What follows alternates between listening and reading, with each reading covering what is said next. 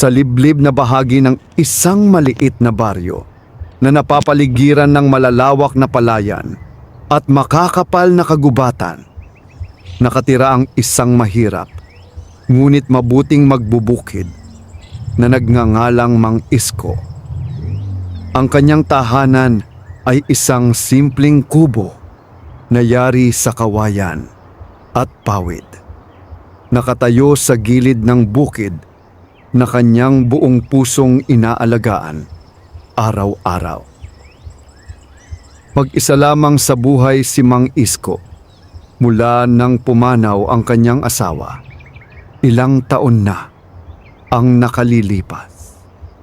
Wala rin siyang anak na makakatulong sa kanyang gawain sa bukid. Gayunpaman, hindi kailanman nawala sa kanyang puso ang kabutihan at pananampalataya na balang araw ay may magandang mangyayari sa kanyang buhay. Tuwing umaga, bago sumikat ang araw, bumabangon na siya upang magtungo sa bukid. Bitbit ang kanyang lumang araro at kalaykay. Tahimik niyang binubungkal ang lupa habang ang hamog ay nakapatong pa sa mga dahon ng palay. Ang simpleng buhay na iyon ay kanyang tinanggap ng buong puso. Isang gabi, habang ang malamig na hangin ay marahang humahaplos sa paligid ng kanyang kubo, si Mang Isko ay naghahanda na upang matulog. Tanging ang liwanag ng isang lumang lampara ang nagbibigay ilaw sa loob ng kanyang munting tahanan. Tahimik ang buong baryo. Ang mga aso ay tumigil na sa pagtahol at maging ang mga kuliglig ay tila napahinto sa kanilang huni. Ngunit sa kalagitnaan ng katahimikan ng gabi, may kakaibang tunog na umalingaw-ngaw mula sa kagubatan. Isang mabigat na yabag. Parang may malaking nilalang na naglalakad sa damuhan. Napakunot ang noo ni Mang Isko. Hindi iyon tunog ng tao at lalong hindi tunog ng karaniwang hayop sa bukid. Marahan siyang tumayo at lumapit sa bintana ng kanyang kubo. Mula roon ay sinilip niya ang madilim na paligid. Sa una ay wala siyang makita kundi mga anino ng mga puno na sumasayaw sa liwanag ng buwan. Ngunit makalipas ang ilang sandali, may isang aninong gumalaw sa gilid ng kanyang bakuran. Malaki ito, napakalaki. Halos kasing tangkad ng isang puno ng niyog. Bahagyang kinabahan si Mang Isko ngunit hindi siya agad nagpakita ng takot. Sa halip, dahan-dahan niyang kinuha ang kanyang lampara at lumabas ng kubo. Habang papalapit siya sa pinanggagalingan ng ingay, lalong lumilinaw sa kanyang paningin ang kakaibang anyo ng nilalang na nasa kanyang bakuran. Biglang tumigil ang kanyang mga hakbang. Sa harap niya ay nakatayo ang isang nilalang na kailanman ay hindi niya inakalang makikita sa totoong buhay. Isang tikbalang. Matangkad ang nilalang. May katawan ng tao, ngunit ang ulo at paa ay tila sa kabayo. Ang mahahabang braso nito ay nakalaylay sa gilid at ang buhok nito ay magulo at tila hinahampas ng hangin. Ngunit ang higit na ikinagulat ni Mang Isko ay ang kalagayan ng nilalang. Sugatan ito. May malalim na hiwa sa tagiliran at ang dugo ay patuloy na tumutulo sa damuhan. Halos hindi na rin ito makatayo ng maayos. Ang tikbalang ay tila nang hihina. Sa halip na umatake o manakot, dahan-dahan itong lumuhod sa lupa. At sa unang pagkakataon, nakita ni Mang Isko ang isang tikbalang na tila humihingi ng tulong. Nagkatinginan ang dalawa sa ilalim ng malamlam na liwanag ng buwan. Sa mga mata ng nilalang, hindi galit ang makikita kundi matinding pagod at sakit. Sandaling nag-isip si Mang Isko. Maraming kwento ang kanyang narinig tungkol sa mga tikbalang. mga nilalang na nanliligaw ng tao sa kagubatan at nagdudulot ng takot sa mga naglalakbay sa gabi. Ngunit sa gabing iyon, hindi isang nakakatakot na halimaw ang nasa harap niya. Isang sugatang nilalang ang nakikiusap sa kanyang bakuran. Dahan-dahang lumapit si Mang Isko. "Nasugatan ka," mahina niyang wika. Hindi nagsalita ang tikbalang, ngunit marahang tumango ang ulo nito. Naramdaman ni Mang Isko ang kakaibang awa sa kanyang dibdib. "Halika," sabi niya pagkatapos ng ilang sandali. "Hindi kita pababayaan." Kahit na mabigat ang katawan ng tikbalang, tinulungan niya itong makatayo at inalalayan papasok sa kanyang kubo. Maingat niyang pinahiga ang nilalang sa sahig na kawayan. Pagkatapos ay kumuha siya ng malinis na tela, tubig at mga dahon ng halamang gamot na kanyang iniipon mula sa kagubatan. Maingat niyang nilinis ang sugat ng tikbalang. Sa bawat haplos ng kanyang kamay, bahagyang napapapikit ang nilalang sa sakit, ngunit hindi ito gumagalaw o lumalaban. Makaraan ng ilang sandali ay nabalutan na ni Mang Isko ang sugat nito. Pagkatapos ay nagsaing siya ng kaunting kanin at nag-init ng sabaw na may gulay. "Wala akong maraming pagkain," sabi niya habang inilalagay ang mangkok sa harap ng nilalang. "Pero maaari mo itong kainin." Nagulat si Mang Isko nang makita niyang marahang inabot ng tikbalang ang mangkok at nagsimulang kumain. Tahimik lamang silang dalawa sa loob ng kubo. Sa labas, ang hangin ay patuloy na humahampas sa mga puno. At sa gabing iyon, sa isang simpleng kubo ng mahirap na magbubukid, isang kakaibang bisita ang nakituloy. Hindi alam ni Mang Isko na ang gabing iyon ang magsisimula ng isang pambihirang pangyayari sa kanyang buhay.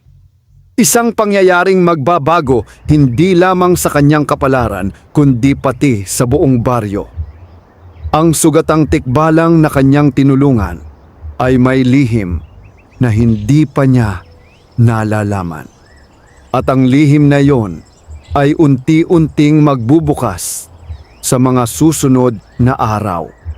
Sa ngayon, ang tanging mahalaga ay ang katahimikan ng gabing iyon at ang pagsilang ng isang kakaibang pagkakaibigan sa pagitan ng tao at nilalang ng kagubatan. Madaling araw nang magising si Mang Isko sa mahinang sinag ng araw na sumisilip sa pagitan ng mga siwang ng kanyang kubo. Ang malamig na hangin mula sa bukid ay pumasok sa loob ng bahay. Dala ang amoy ng sariwang damo at hamog na bumabalot sa palayan. Agad niyang naalala ang nangyari noong nakaraang gabi. Ang sugatang tikbalang. Mabilis siyang bumangon mula sa kanyang hinihigaan na banig at napalingon sa sulok ng kubo kung saan niya pinahiga ang kakaibang nilalang. Naroon pa rin ito. Nakaupo na ang tikbalang, bahagyang nakasandal sa dingding na kawayan. Ang mahahabang buhok nito ay nakalaylay sa balikat at ang mga mata ay tahimik na nakatingin sa labas ng bintana kung saan sumisikat ang araw. Mukhang hindi na ganoon kalala ang kalagayan nito kumpara kagabi. Ngunit halata pa ring nanghihina. Sandaling natigilan si Mang Isko. Sa unang pagkakataon sa liwanag ng umaga, mas malinaw niyang nakita ang anyo ng tikbalang.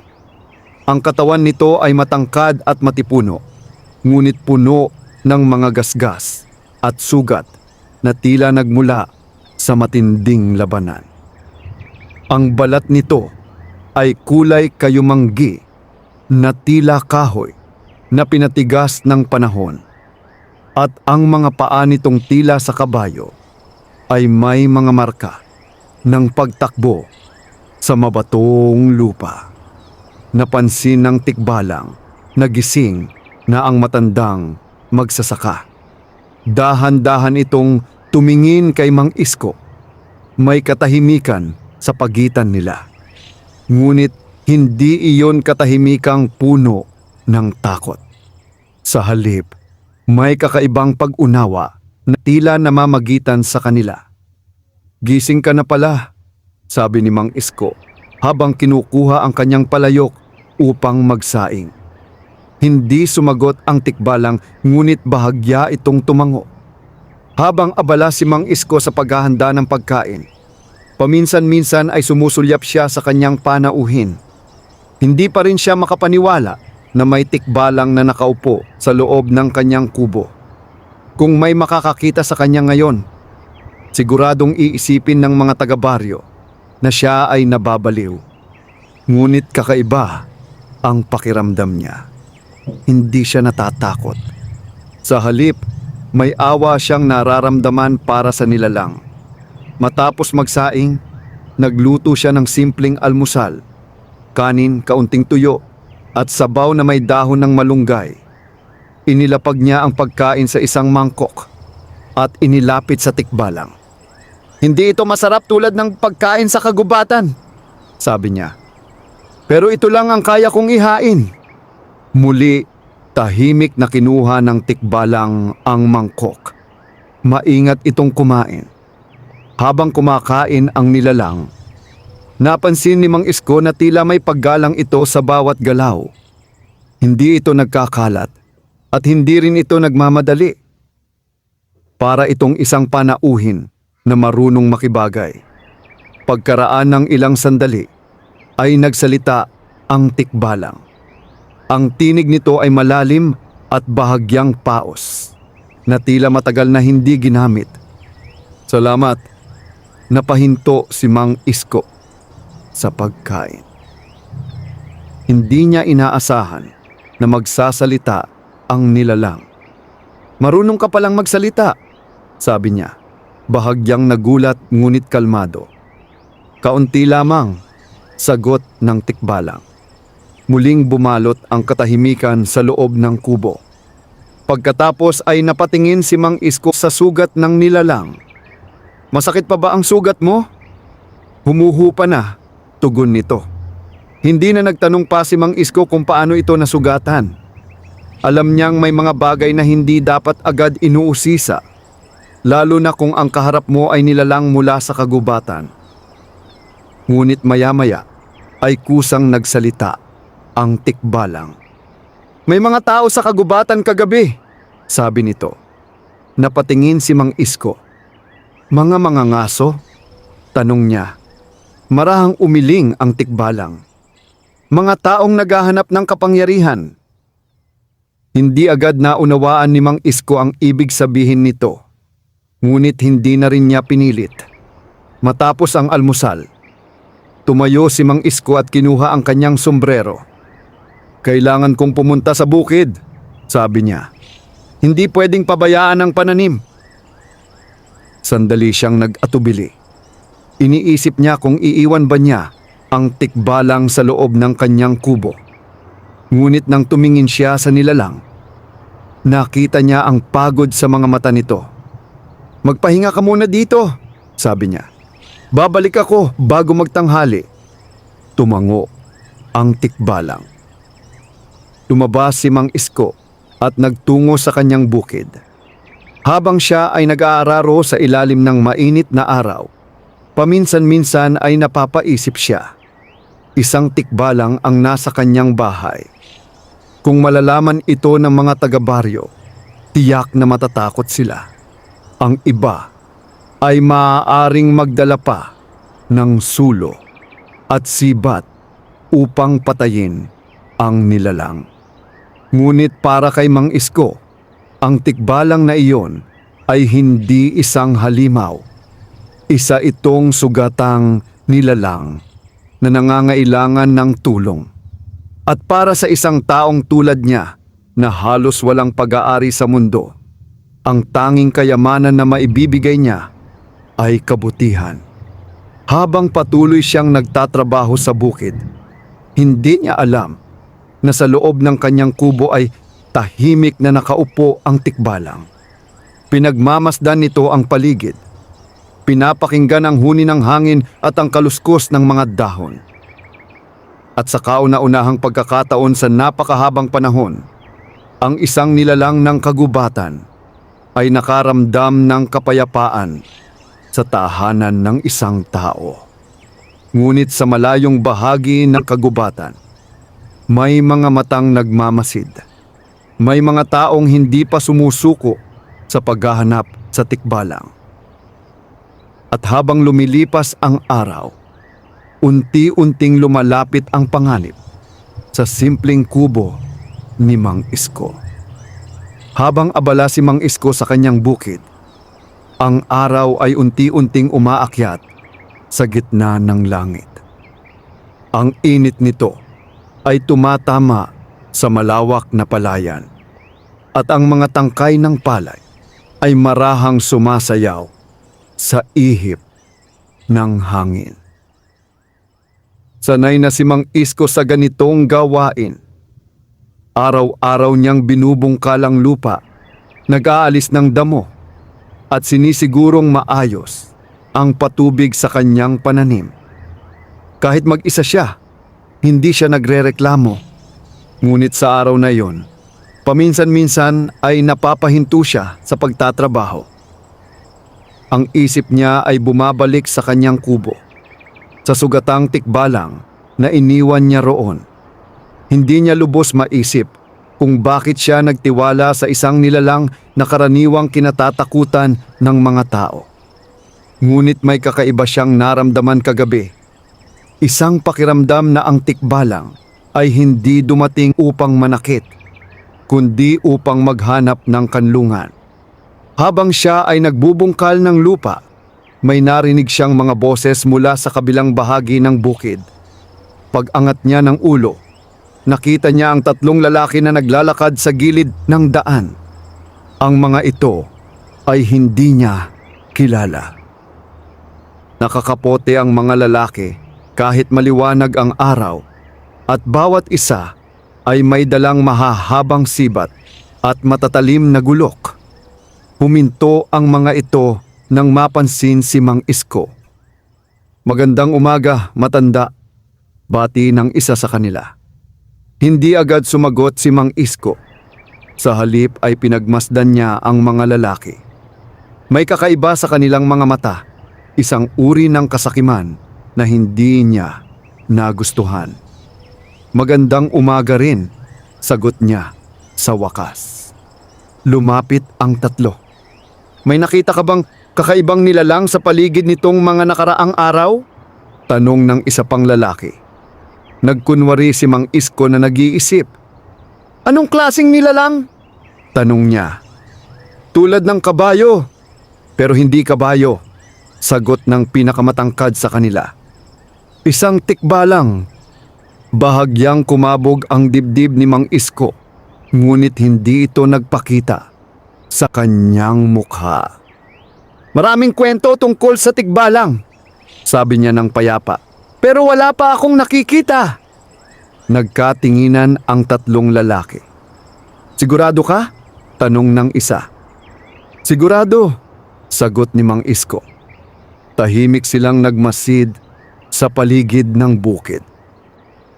Pagkatapos ay nagsalita muli ang pinuno ng grupo. "Kung sakaling may makita ka," sabi nito, "sabihin mo agad sa amin." "Bakit?" tanong ni Mang Isko. Bahagyang ngumiti ang lalaki, ngunit ang mangiting iyon ay walang kabutihan. "May gantimpala," sabi niya. "Malaki." "Bakit ninyo hinahanap ang tikbalang?" muling tanong ng matandang magsasaka. Hindi agad sumagot ang lalaki. Pagkatapos ay maranyang sinabi, "May kapangyarihan ang mga nilalang na iyon at may mga taong handang magbayad para sa kapangyarihang iyon." Hindi na nagtanong pa si Mang Isko. Pagkaraan ng ilang sandali, nagpatuloy na sa paglalakad ang 3 na lalaki patungo sa kagubatan. Matagal silang pinagmasdan ni Mang Isko. May mabigat na pakiramdam sa kanyang dibdib. Ngayon ay naunawaan niya ang sinabi ng tikbalang kanina. May mga taong naghahanap ng kapangyarihan at marahil sila ang dahilan kung bakit sugatan ang nilalang na nasa kanyang kubo. Hindi na nagtagal pa si Mang Isko sa bukid. Matapos niyang ayusin ang ilang gawain, mabilis siyang umuwi. Habang papalapit siya sa kanyang kubo, sinisilip niya ang paligid upang masigurong walang sumusunod sa kanya. Tahimik ang lugar. Tanging ang hangin at ang huni ng mga ibon ang maririnig. Dahan-dahan siyang pumasok sa kubo. Naroon pa rin ang tikbalang. Nakaupo ito sa tabi ng bintana, tila nagmamasid sa malayo. Napalingon ito nang marinig ang pagbukas ng pinto. "Bumalik ka na," sabi ng nilalang. Tumango si Mang Isko. "May nakita akong mga tao sa bukid," sabi niya. Agad na naging seryoso ang mukha ng tikbalang. "Ilang tao?" tanong nito. "3." Saglit na natahimik ang tikbalang. "Hinahanap ka nila," dagdag ni Mang Isko. Hindi na nagulat ang nilalang. Sa halip ay marahan itong tumayo, kahit halatang masakit pa rin ang sugat nito. "Alam ko," sabi nito. "Bakit kanila hinahabol?" tanong ng matandang magsasaka. Matagal bago sumagot ang tikbalang. Pagkatapos ay tumingin ito kay Mang Isko. "May lihim ang aking lahi," sabi nito. "Isang lihim na gustong angkinin ng mga tao." Napakunot ang noo ni Mang Isko. "Anong lihim?" Tahimik na tumingin ang tikbalang sa labas ng bintana, kung saan makikita ang makakapal na puno ng kagubatan. At kapag nakuha nila iyon, marami itong sinabi, "Hindi lamang ako ang malalagay sa panganib." Sandaling huminto ang nilalang. Pagkatapos ay tumingin ito muli kay Mang Isko. "Pati ikaw." Naramdaman ni Mang Isko ang malamig na hangin na pumasok sa kubo. Hindi niya alam kung anong lihim ang tinutukoy ng tikbalang. Ngunit isang bagay ang malinaw sa kanya. Ang simpleng pagtulong niya sa isang sugatang nilalang ay maaaring magdala ng panganib sa kanyang buhay. Ngunit kahit ganoon, hindi siya nagsisi. Dahil sa kanyang puso, alam niyang tama ang kanyang ginawa. At habang papalapit ang gabi, unti-unting nagsisimula ang mas malaking kwento.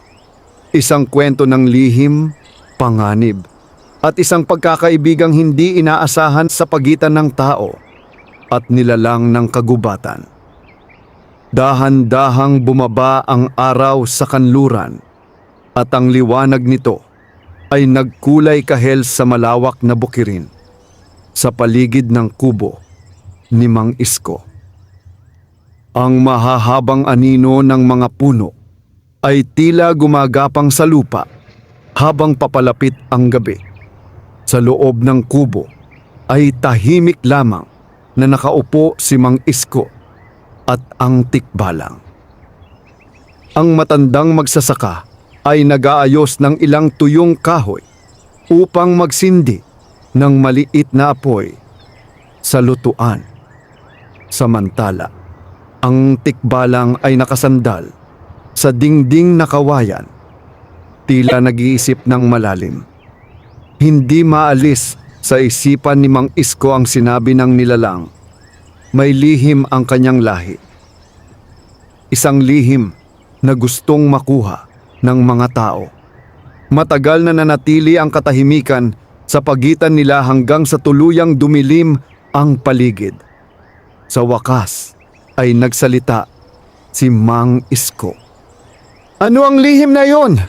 Mahinahon niyang tanong. Hindi agad sumagot ang tikbalang.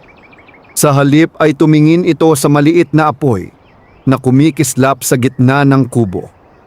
Ang liwanag ng apoy ay nagbigay ng kakaibang anyo sa kanyang mukha. Isang anyong hindi na gaanong nakakatakot, kundi tila pagod at mabigat ang dinadala. "Hindi lahat ng tao ay masama," sabi ni Mang Isko. Kung may problema ka, maaari mong sabihin sa akin. Matagal na tinitigan ng tikbalang ang matandang magsasaka. Marahil ay sinusukat nito kung mapagkakatiwalaan ang taong tumulong sa kanya. Tawakas ay nagsalita ito. Ang mga tikbalang ay hindi lamang tagabantay ng kagubatan, sabi nito sa mababang tinig. Matagal na panahon na ang lumipas bago pa man dumating ang maraming tao sa mga bundok at kagubatan. Noon, ang aming lahi ay may tungkuling bantayan ang isang bagay na hindi dapat mapasa kamay ng sino man. Anong bagay? Tanong ni Mang Isko. Huminga ng malalim ang tikbalang. Isang bato, sagot nito. Napakunot ang noo ni Mang Isko. Isang bato? Oo, sabi ng tikbalang. Ngunit hindi yon ordinaryong bato. Tahimik na nakinig si Mang Isko. Ayon sa matatanda sa aming lahi, patuloy ng tikbalang, ang batong iyon ay may kakayahang magbigay ng lakas at kayamanan sa sinumang may hawak nito. Bahagyang nagulat si Mang Isko. Kayamanan? Tanong niya. Tumango ang tikbalang. Ngunit may kapalit, dagdag nito. Ang sinumang gagamit ng kapangyarihan ng batong iyon ay unti-unting magiging sakim at mapanira. Lumakas ang kaluskos ng hangin sa labas ng kubo. Sa loob ng maraming siglo, sabi ng tikbalang, binabantayan ng aming lahi ang batong iyon sa pinakaloob ng kagubatan. Tinitiyak naming walang tao ang makakahanap nito. Pero paano nalaman ng mga taong iyon ang tungkol dito? Tanong ni Mang Isko. Sandaling tumahimik ang tikbalang. May isang tikbalang na nagtaksil, sagot nito. Bahagyang napatingin si Mang Isko.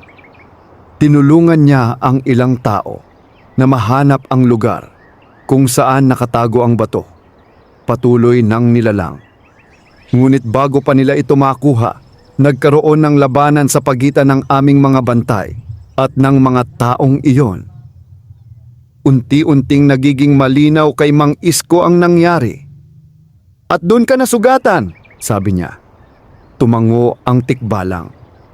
Pinigilan namin sila, sabi nito. Ngunit nakatakas ang ilan sa kanila. Kasama ang 3 lalaking nakita ko kanina, tanong Mang Isko. Maaring sila iyon, sagot ng tikbalang. Tahimik na nag-isip si Mang Isko. Kung totoo ang sinasabi ng tikbalang, nangangahulugan itong may mga taong handang pumatay at manira upang makuha ang mahiwagang bato. At kung mahanap nila ang batong iyon, tanong ni Mang Isko. Hindi agad sumagot ang tikbalang. Pagkatapos ay tumingin ito sa kanya. Magbabago ang lahat, sabi nito. Magiging sakim ang mga tao. Mag-aaway sila para sa kapangyarihan. At ang kagubatan na aming binabantayan ay maaaring tuluyang masira. Naramdaman ni Mang Isko ang bigat ng mga salitang iyon. Hindi siya isang bayani. Isa lamang siyang simpleng magsasaka na halos walang pag-aari. Ngunit ngayon ay tila nadamay siya sa isang lihim na mas malaki kaysa sa kanyang buhay. Kung ganoon, sabi niya sa wakas, kailangan mong gumaling agad. Tumingin ang tikbalang sa kanya. Bakit? Tanong nito. Upang maprotektahan mo ang batong iyon. Bahagyang ngumiti si Mang Isko. Dahil kung hindi mo gagawin iyon, dagdag niya, baka mas marami pang tao ang mapahamak. Tahimik na pinagmasdan ng tikbalang ang matandang magsasaka. Sa napakahabang panahon, bihira itong makakita ng taong handang tumulong nang walang hinihinging kapalit. At sa gabing iyon, sa loob ng isang simpleng kubo sa gilid ng bukid, Ang isang matandang magsasaka at isang nilalang ng kagubatan ay nagkaroon ng iisang layunin. Protektahan ang lihim na maaaring magbago sa kapalaran ng lahat. Ngunit sa labas ng kubo, sa madilim na kagubatan, ang tatlong lalaking naghahanap sa tikbalang ay hindi pa sumusuko at unti-unti silang papalapit. Lumalim ang gabi sa paligid ng kubo ni Mang Isko. Ang kalangitan ay nabalot ng makakapal na ulap at tanging ang malamlam na liwanag ng buwan ang sumisilip paminsan-minsan sa pagitan ng mga puno ng kagubatan. Sa loob ng kubo ay tahimik na nakaupo si Mang Isko sa tabi ng maliit na apoy. Ang tikbalang naman ay nakahiga sa sahig na kawayan. Nagpapahinga habang unti-unting gumagaling ang sugat sa tagiliran nito. Paminsan-minsan ay maririnig ang huni ng mga kuliglig at ang pagaspas ng hangin sa mga dahon ng puno. Ngunit sa kalagitnaan ng katahimikan, may ibang tunog na umalingaw-ngaw sa malayo. Isang mahinang kaluskos. Parang may mga paa na dahan-dahang naglalakad sa damuhan. Napalingon ang tikbalang. Mabilis itong naupo at bahagyang itinuwid ang katawan. Napansin iyon ni Mang Isko. "Ano iyon?" tanong ng matandang magsasaka. Hindi agad sumagot ang tikbalang. Sa halip ay itinaas nito ang ulo, tila pinakikinggan ng hangin. Pagkaraan ng ilang sandali ay nagsalita ito. "May mga taong papalapit," mahina nitong sabi. Biglang bumilis ang tibok ng puso ni Mang Isko. "Ilan?" tanong niya. "3 o 4, sagot ng tikbalang. Agad na tumayo si Mang Isko at marahang lumapit sa bintana. Maingat niyang sinilip ang labas ng kubo. Sa una ay wala siyang makita. Ngunit nang masanay ang kanyang mga mata sa dilim, napansin niya ang mga anino na gumagalaw sa pagitan ng mga puno. May mga tao nga sa paligid at papalapit sila sa kanyang bahay. Ang mga lalaking iyon, bulong ni Mang Isko. Tahimik na tumayo ang tikbalang kahit halatang nahihirapan pa rin ito dahil sa sugat. "Hindi nila ako dapat makita dito," sabi nito. "Kung makita nila akong nasa bahay mo, ikaw ang unang mapapahamak." Nag-isip si Mang Isko nang mabilis. Ang kanyang kubo ay maliit lamang at walang lugar upang pagtaguan ng isang nilalang na kasing laki ng tikbalang. Ngunit may naalala siya. Sa likod ng kubo ay may maliit na kulungan ng kambing na matagal nang hindi ginagamit. May mga lumang kahoy at damo roon na maaaring magsilbing pansamantalang taguan. "Sumunod ka sa akin," bulong ni Mang Isko. Maingat niyang binuksan ang likod na pinto ng kubo. Sa tulong ng matandang magsasaka, dahan-dahang naglakad ang tikbalang patungo sa kulungan. Mabagal ang bawat hakbang nito upang hindi gumawa ng ingay. Pagdating nila roon, ay itinuro ni Mang Isko ang loob ng kulungan. "Magtago ka muna dito," sabi niya. "Babalikan kita kapag umalis na sila." Tumango ang tikbalang. Bago ito pumasok sa kulungan, ay sandali itong tumingin kay Mang Isko. "Mag-ingat ka," sabi nito. Pagkatapos ay nagtago ito sa loob. Mabilis na bumalik si Mang Isko sa kubo at isinara ang likod na pinto. Hindi pa man siya nakakaupo ay biglang may kumatok sa kanyang pintuan. Isang malakas na katok. "Buksan mo, matanda!" sigaw ng isang lalaki. Huminga ng malalim si Mang Isko bago lumapit sa pinto. Pagbukas niya ay bumungad ang 3 lalaking nakita niya kanina sa bukid. May kasama pa silang isa pang lalaki na may hawak na sulo. "Pasensya na kung ginising ka namin," sabi ng pinakamatangkad sa kanila, ngunit walang bakas ng paghingi ng paumanhin sa kanyang mukha. "Ano ang kailangan ninyo?" tanong ni Mang Isko. "May sinusundan kaming bakas," sabi ng isa sa mga lalaki. Bakas ng dugo.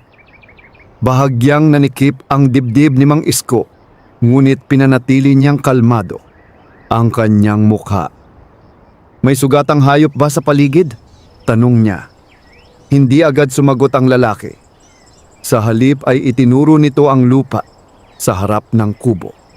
Doon ay may bahagyang bakas ng natuyong dugo. Ang dugo ng tikbalang. "Dito ito dumaan," sabi ng lalaki. Tahimik na tumingin si Mang Isko sa lupa. Hindi niya napansin ang bakas na iyon kanina. "Maaring sugatang isa lamang iyon," sabi niya. Ngunit ang mga lalaki ay hindi kumbinsido. "Pwede ba kaming pumasok sa bahay mo?" tanong ng isa. Sandaling nag-isip si Mang Isko. Kung tumanggi siya, lalo silang maghihinala. Kung papayag naman siya, baka mapansin nila ang mga gamit na ginamit niya sa paggagamot ng sugat. "Pumasok kayo," sabi niya sa wakas. Isa-isang pumasok ang mga lalaki sa kubo. Sinilip nila ang bawat sulok ng bahay. Ang isa sa kanila ay tumingin sa mga tela na may bahid ng dugo na nakalagay sa tabi ng lutuan. "May sugatan kang ginamot," sabi nito. Hindi na nakapagsalita agad si Mang Isko. Sa labas ng kubo, sa loob ng madilim na kulungan ng kambing, tahimik na nakikinig ang tikbalang.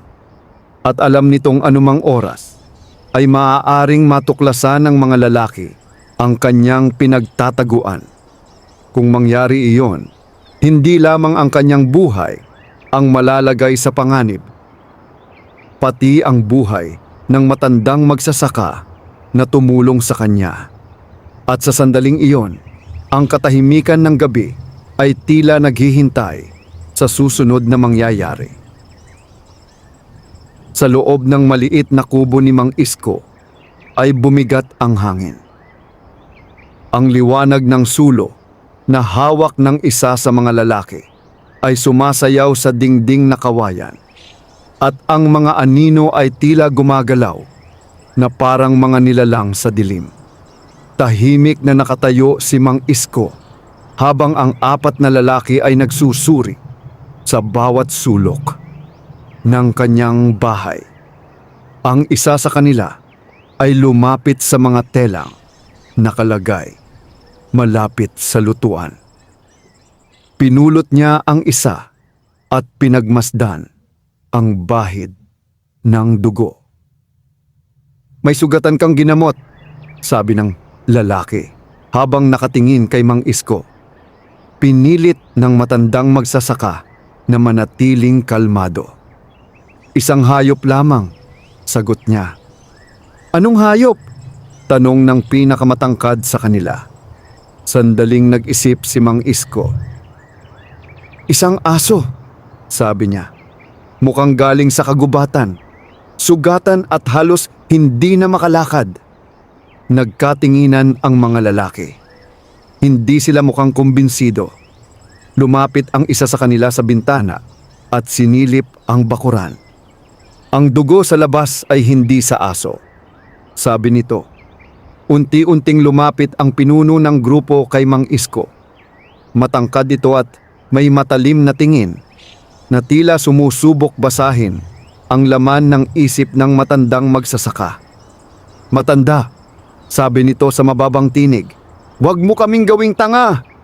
Hindi sumagot si Mang Isko. Sa labas ng kubo, sa loob ng madilim na kulungan ng kambing, tahimik na nakikinig ang tikbalang. Naririnig nito ang bawat salita at nararamdaman nito ang panganib na papalapit. Sa loob ng kubo, muling nagsalita ang lalaki. "May tikbalang na sugatan," sabi niya. "At ang bakas ng dugo nito ay huminto sa lugar na ito." Bahagyang kumunot ang noo ni Mang Isko. "Maraming hayop sa kagubatan," sagot niya. "Hindi ko alam kung anong hinahanap ninyo." Biglang lumakad ang isa sa mga lalaki patungo sa likod ng bahay. "May kulungan doon," sabi nito. Nanlamig ang pakiramdam ni Mang Isko. Ang kulungan kung saan nagtatago ang tikbalang. Kung pupunta roon ang lalaki, tiyak na matutuklasan nila ang nilalang. Mga kambing iyon noon, mabilis na sabi ni Mang Isko. Matagal nang walang laman, ngunit hindi na nakinig ang lalaki. Naglakad ito patungo sa likod na pinto. Sa labas, sa loob ng kulungan, marahang huminga ang tikbalang. Bahagyang kumilos ang mga paa nito sa damuhan. Alam nitong kung papasok ang mga tao sa kulungan, wala itong magagawa kundi lumaban. At kung mangyari iyon, maaaring mapahamak si Mang Isko. Habang papalapit ang lalaki sa pinto, nagsalita ang pinuno ng grupo. "Sandali," sabi nito. Huminto ang lalaki. "Hindi natin kailangang magmadali," dagdag ng pinuno. Lumapit siya muli kay Mang Isko. "Kung narito nga ang tikbalang," sabi niya, "mas mabuting sabihin mo na ngayon pa lamang." Tahimik na nakatingin si Mang Isko sa kanya. "Wala akong alam," sagot niya. Matagal na tinitigan ng lalaki ang kanyang muka. Parang sinusubukan nitong makita kung nagsasabi siya ng totoo. Pagkatapos ay bahagyang ngumiti ang lalaki. "Matapang ka," sabi nito. Ngunit ang ngiting iyon ay hindi nagdala ng ginhawa. Sa halip ay lalo nitong pinabigat ang pakiramdam sa loob ng kubo. "Kung sakaling nagsisinungaling ka," dagdag ng lalaki, "babalik kami." Tahimik na tumalikod ang pinuno ng grupo. Isa-isang lumabas ng kubo ang mga lalaki. Ngunit bago tuluyang umalis, tumingin muli ang pinuno kay Mang Isko.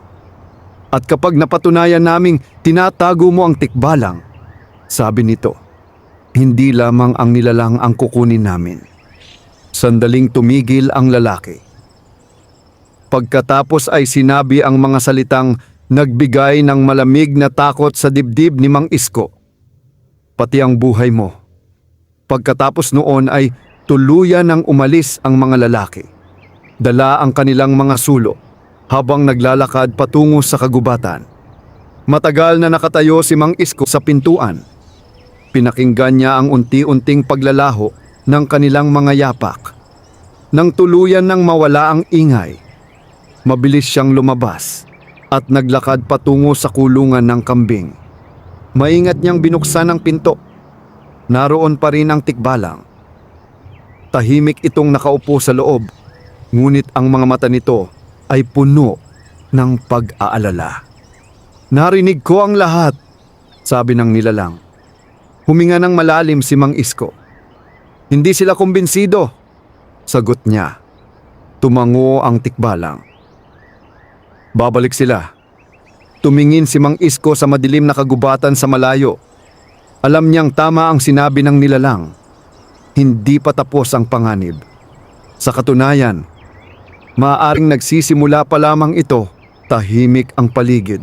Matapos tuluyang maglaho ang mga lalaking naghahanap sa tikbalang.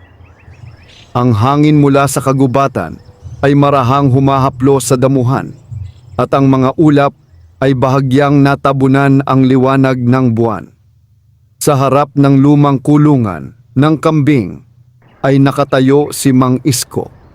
Sa loob nito ay naroon pa rin ang tikbalang, nakaupo sa gitna ng tuyong damo. Kahit bahagyang gumaling na ang sugat nito, halata pa rin ang pagod sa kanyang katawan. "Lumabas ka na," sabi ni Mang Isko ng marahan. Maingat na tumayo ang tikbalang at lumabas sa kulungan. Bahagyang napangiwi ito nang kumirot ang sugat sa tagiliran. "Tila hindi pa sapat ang lakas ko," sabi nito. Pinagmasdan ni Mang Isko ang sugat. "Mas mabuti kang magpahinga," sagot niya. Ngunit umiling ang tikbalang. "Hindi naligtas dito," sabi nito. Kapag bumalik ang mga taong iyon at nakita nila ang bakas ng dugo, lalo silang maghihinala. Napatingin si Mang Isko sa kanyang kubo at sa malawak na bukirin sa paligid. Ang lugar na iyon, ang kanyang tahanan sa buong buhay niya. Doon siya nagtrabaho, doon siya tumanda, at doon niya inilibing ang kanyang asawa. Ngunit ngayon ay tila may panganib na bumabalot sa lugar na iyon. Kung aalis ka ngayong gabi, sabi ni Mang Isko, lalo kang mahirapan. Hindi ka paganap na magaling.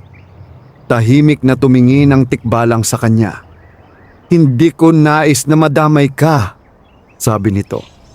Bahagyang ngumiti si Mang Isko. Matagal na akong nabubuhay, sabi ng matandang magsasaka.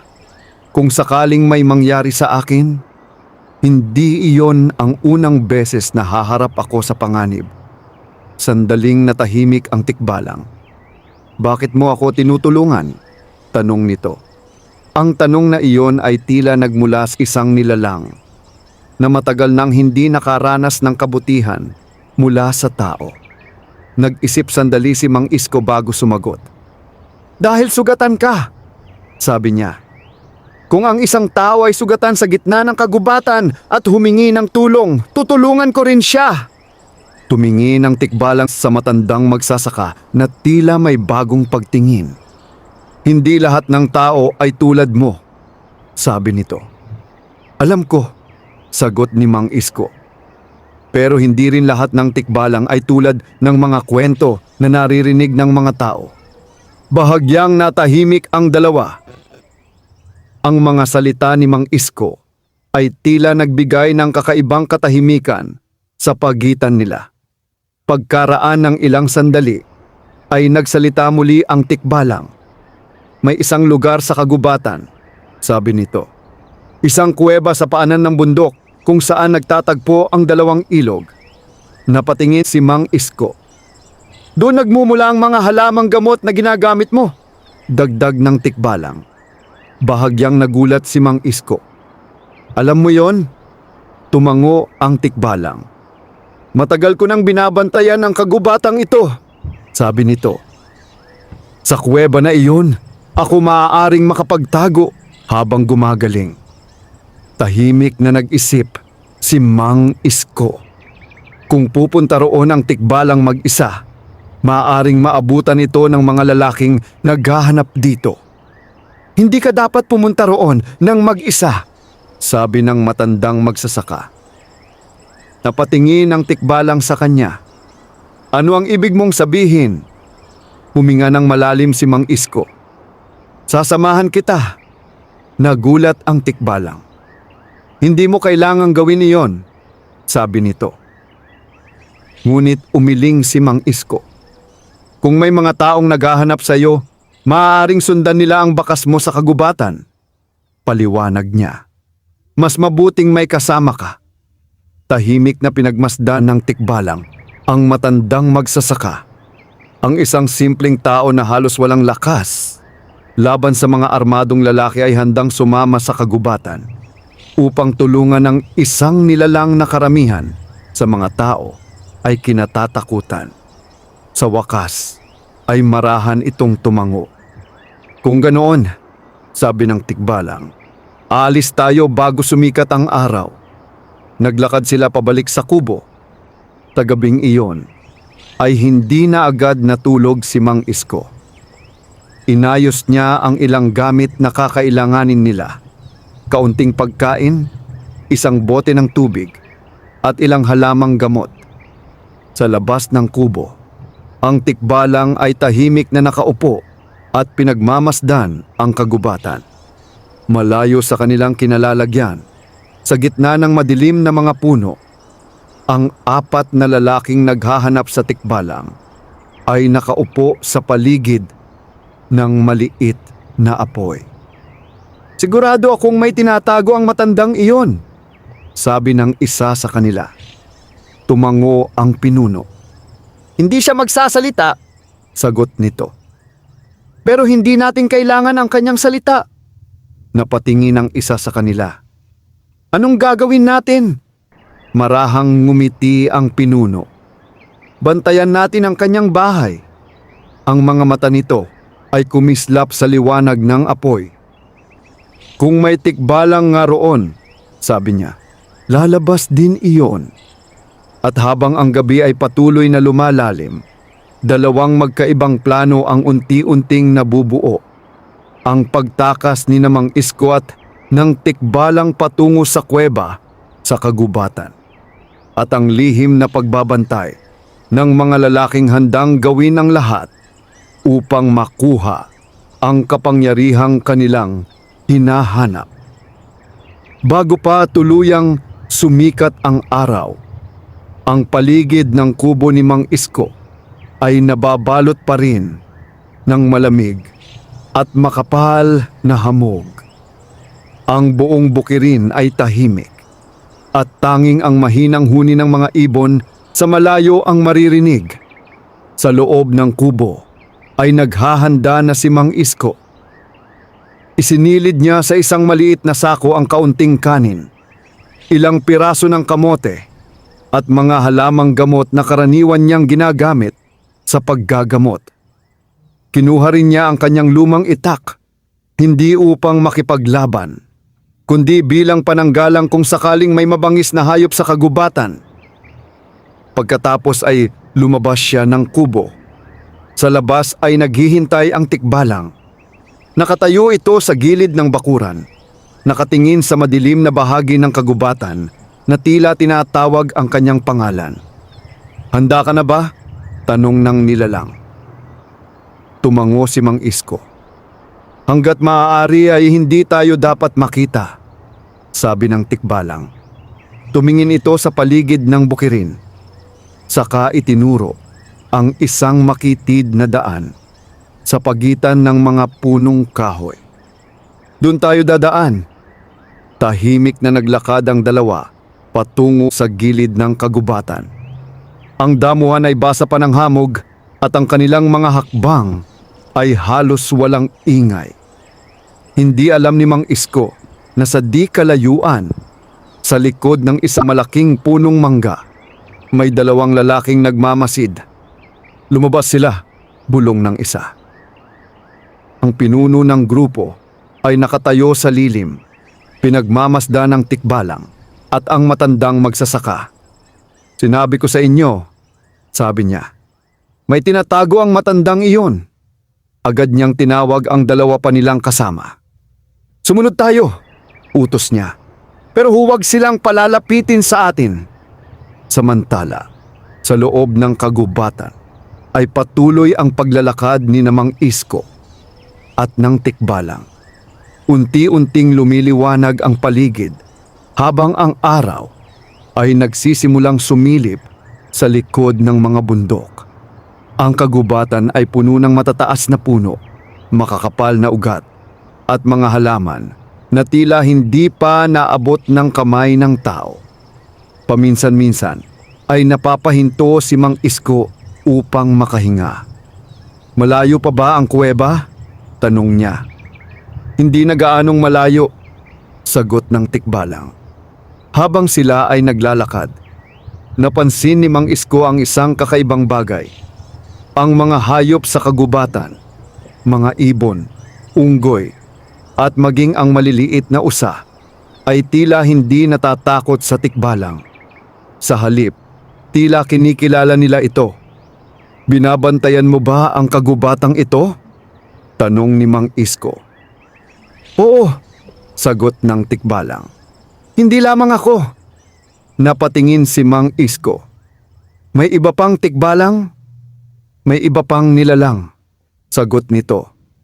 Hindi na nagtanong pa si Mang Isko. Habang sila ay papalalim sa kagubatan, lalong nagiging makapal ang mga puno.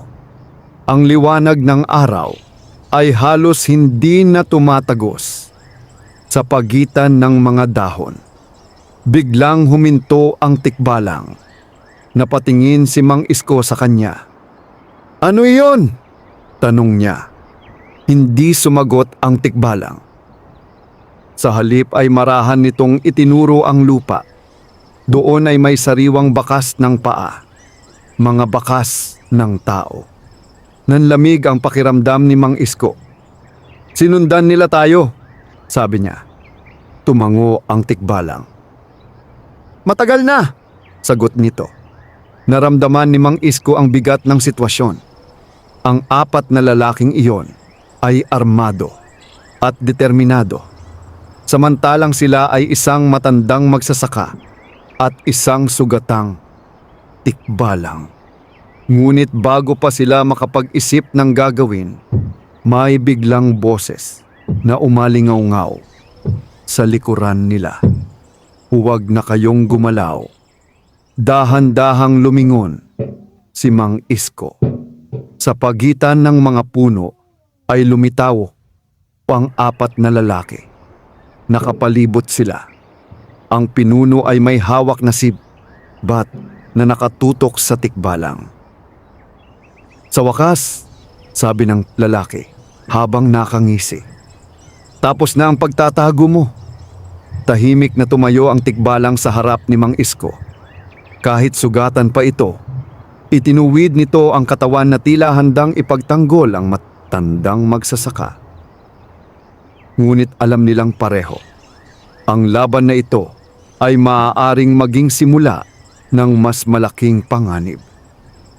Sa gitna ng makapal na kagubatan ay bumigat ang hangin sa pagitan ng 2 panig.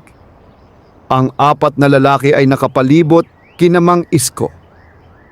At sa sugatang tikbalang, hawak ang kanilang mga sibat at gulok na kumikislap sa mahinang liwanag na tumatago sa pagitan ng mga dahon. Tahimik na tumayo ang tikbalang sa harap ni Mang Isko. Kahit mahina pa ang katawan nito, itinuwid nito ang balikat at bahagyang ibinuka ang mahahabang braso na tila handang ipagtanggol ang matandang magsasaka. "Umalis ka sa likod ko," sabi ng tikbalang kay Mang Isko sa mababang tinig. Ngunit hindi gumalaw si Mang Isko. "Hindi kita iiwan," sagot niya. Bahagyang napatingin ang tikbalang sa kanya, ngunit wala na itong oras upang makipagtalo. Lumapit ang pinuno ng mga lalaki. Ang sibat ay nakatutok sa dibdib ng nilalang. "Hindi na kailangan ng laban," sabi nito. "Sumama ka na lang sa amin." Hindi sumagot ang tikbalang. Sa halip ay tahimik nitong pinagmasdan ang mga lalaki na tila sinusukat ang kanilang galaw. "Alam mo kung bakit ka namin hinahanap," dagdag ng lalaki. "Ang bato." Naramdaman ni Mang Isko ang paninikip ng kanyang dibdib nang marinig ang salitang iyon. Iyon ang lihim na sinabi ng tikbalang. Ang mahiwagang bato na maaaring magbigay ng kapangyarihan at kayamanan. "Sabihin mo kung nasaan iyon," patuloy ng pinuno, "at hindi ka namin sasaktan." Ngunit biglang nagsalita si Mang Isko. "Hindi ninyo dapat hanapin ang bagay na yon," sabi niya. Napatingin ang mga lalaki sa kanya. "At bakit naman?" tanong ng isa sa kanila. "Dahil hindi lahat ng kapangyarihan ay dapat mapasa kamay ng tao," sagot ng matandang magsasaka. Biglang tumawa ang isa sa mga lalaki. "Pakinggan ninyo ang matanda," sabi nito nang may panunuya. "Akala mo kung sino." Ngunit ang pinuno ng grupo ay hindi tumawa. Sa halip ay mas lumalim ang kanyang tingin. "Alam mo rin pala ang tungkol sa bato," sabi nito. Napatingin si Mang Isko sa tikbalang. Bahagyang napabuntong hininga ang nilalang. "Hindi na natin ito maiiwasan," sabi nito. Sa isang iglap, gumalaw ang isa sa mga lalaki at inihagis ang sibat patungo sa tikbalang. Ngunit mabilis ang nilalang. Sa kabila ng kanyang sugat, nakaiwas ito sa sibat at agad na tumalon sa harap ng lalaki. Isang malakas na hampas ng braso ang nagpabagsak sa lalaki sa lupa. Nagulat ang 3 pa nitong kasama. "Patayin ninyo siya!" sigaw ng isa. Sumugod ang 2 lalaki Habang kumikislap ang kanilang mga gulok, sinubukan ng tikbalang na ipagtanggol ang sarili. Nagawang maitabig nito ang isa sa mga lalaki, ngunit ang isa pa ay nagawang tamaan ang kanyang balikat.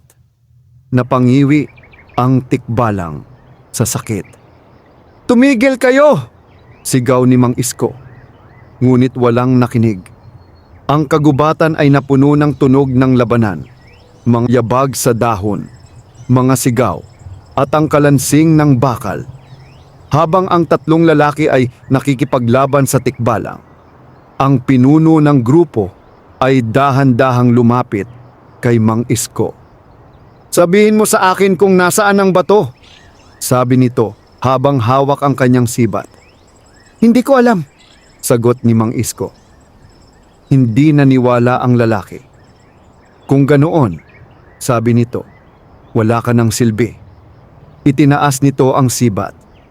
Ngunit bago pa nito maibaba ang sandata, isang malakas na sigaw ang umalingaw-ngaw sa kagubatan. Isang sigaw na hindi mula sa tao. Isang malalim at matinis na huni na tila nagmumula sa pinakaloob ng kagubatan. Biglang tumigil ang lahat. Napatingin ang mga lalaki sa paligid. "Anong ingay iyon?" tanong ng isa sa kanila. Ngunit ang tikbalang ay tila nakilala ang tunog. Unti-unting nagbago ang kanyang anyo ng pagod at sakit. Sa halip ay tila may pag-asa sa kanyang mga mata. "Hindi ako nag-iisa," sabi nito. Sa pagitan ng makakapal na puno ng kagubatan ay may mga aninong gumalaw. 1, 2, 3, at maya-maya pa ay mas marami. Ang mga nilalang na iyon ay unti-unting lumabas mula sa dilim ng kagubatan. Matataas na anyo na kahawig ng tikbalang, mga bantay ng kagubatan. Nanlaki ang mga mata ng mga lalaki. "Hindi ito maganda," bulong ng isa sa kanila. Habang ang kagubatan ay tila nabuhay sa presensya ng mga nilalang, napagtanto ng mga lalaking naghahanap ng kapangyarihan na maaaring hindi sila ang may kontrol sa pagkakataong iyon. At ang laban na akala nila ay madali lamang ay maaaring magbago sa isang iglap. Unti-unting lumabas mula sa makakapal na puno ng kagubatan ang mga aninong gumagalaw sa dilim. Ang mga dahon ay kumaluskos habang ang malalaking anyo ng mga nilalang ay nagpakita sa pagitan ng mga punong kahoy. Isaya 2, 3, hanggang sa umabot sila ng higit pa, mga tikbalang. Matataas at matitipuno, may mga matang kumikislap sa liwanag na tumatagos mula sa kalangitan. Ang kanilang mahahabang buhok ay sumasayaw sa hangin, habang tahimik silang nakatayo sa paligid ng kagubatan. Biglang nanlamig ang mga lalaking kanina lamang ay puno ng kumpiyansa. "Hindi ito maaari," bulong ng isa sa kanila. Ang pinuno ng grupo ay napahigpit ang hawak sa kanyang sibat, ngunit kahit siya ay hindi maitago ang kaba sa kanyang mukha. Sa gitna ng kagubatan, ang sugatang tikbalang ay dahan-dahang tumayo ng tuwid. Sa kabila ng kanyang sugat, tila bumalik ang lakas nito nang makita ang mga kapwa niya nilalang. Lumapit ang isa sa mga tikbalang. Mas matangkad ito kaysa sa iba, at ang mga mata nito ay may kakaibang liwanag na tila naglalaman ng karunungan ng matagal ng panahon. "Natagpuan ka namin," sabi ng nilalang sa malalim na tinig. Bahagyang yumuko ang sugatang tikbalang. "Salamat," Sagot nito. Samantala, ang mga lalaki ay nagsimulang umatras. Ngunit nagsalita ang pinuno. "Huwag kayong matakot," sabi niya sa kanyang mga kasama. Mga nilalang lamang iyan. Ngunit kahit siya ay hindi nagaanong tiwala sa kanyang sinabi. Lumakad ang matandang tikbalang papalapit sa mga tao. "Bakit ninyo hinahanap ang aming bantay?" tanong nito. Hindi agad sumagot ang mga lalaki. Pagkatapos ay nagsalita ang pinuno. "May karapatan kaming kunin ang kapangyarihan ng batong tinatago ninyo," sabi niya. Natahimik ang buong kagubatan. Ang hangin ay tila tumigil sa paggalaw. "Ang kapangyarihan na iyon ay hindi para sa inyo," sagot ng matandang tikbalang. Ngunit hindi umatras ang lalaki. "Lahat ng kapangyarihan sa mundong ito ay para sa mga taong marunong gumamit nito," sabi niya. Napatingin si Mang Isko sa mga lalaki. Sa kanilang mga mata ay malinaw ang kasakiman. "Kung makuha ninyo ang kapangyarihang iyon," sabi ni Mang Isko, "hindi ninyo ito gagamitin para sa kabutihan." Napatingin sa kanya ang pinuno ng grupo. "Isa ka lamang, matandang magsasaka," sabi nito. "Ano ang alam mo sa kapangyarihan?" Hindi sumagot si Mang Isko. Sa halip ay tumingin siya sa kagubatan, sa paligid. Ang lupa ay nagbibigay ng pagkain sa mga tao, sabi niya ng marahan. Pero kapag inabuso ito, nawawala ang ani. Tahimik ang mga tikbalang na nakikinig. Ganito rin ang kapangyarihan, dagdag ni Mang Isko. Kung hawak ito ng taong sakim, sisirain nito ang lahat. Matagal na natahimik ang paligid. Pagkatapos ay nagsalita ang matandang tikbalang. "Ang batong hinahanap ninyo ay nakatago sa isang lugar na hindi ninyo kailanman maaabot," sabi nito. Hanggat may mga bantay sa kagubatan, nagkatinginan ang mga lalaki. Napansin nilang napapalibutan na sila ng maraming tikbalang. Ang kanilang mga sibat at gulok ay tila walang halaga laban sa dami ng mga nilalang na iyon. Unti-unting umatras ang pinuno. "Hindi pa ito tapos," sabi niya. Pagkatapos ay tumalikod siya at nagsimulang maglakad palayo.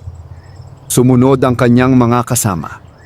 Hindi sila tumakbo, ngunit malinaw sa kanilang mga hakbang na ayaw na nilang manatili pa sa lugar na iyon. Matagal na pinagmasdan ng mga tikbalang ang kanilang pag-alis. Hanggang sa tuluyan silang mawala sa pagitan ng mga puno. Pagkatapos ay lumapit ang matandang tikbalang kina Mang Isko. Pinagmasdan nito ang matandang magsasaka ng may paggalang. "Ikaw ang tumulong sa aming bantay," sabi nito. Tumango si Mang Isko. "Ginawa ko lamang ang tama." Tahimik na ngumiti ang matandang tikbalang. "Hindi lahat ng tao ay may ganitong puso," sabi nito. Lumapit ang sugatang tikbalang kay Mang Isko. "Kung hindi dahil sa iyo," sabi nito, "maaring nahuli na nila ako." Hindi agad sumagot si Mang Isko. Sa halip ay tumingin siya sa kagubatan na ngayon ay tila mas tahimik kaysa dati. "Ang kagubatan na ito ay matagal ko ng kapitbahay," sabi niya. "Hindi ko hahayaang masira ito ng mga taong sakim." Ang mga tikbalang ay nagkatinginan. Pagkatapos ay nagsalita ang matandang bantay. "Mula sa araw na ito," sabi nito, "ikaw ay kaibigan ng kagubatan." Ang mga salita nito ay tila isang pangakong nagmula sa pinakaloob ng kagubatan. Sa unang pagkakataon sa maraming taon, naramdaman ni Mang Isko na ang kanyang simpleng kabutihan ay may naging malaking kahulugan. At sa gitna ng kagubatan, sa ilalim ng mataas na mga puno at malamig na hangin, nagsimula ang isang bagong ugnayan. sa pagitan ng tao at ng mga bantay ng kalikasan. Wakas.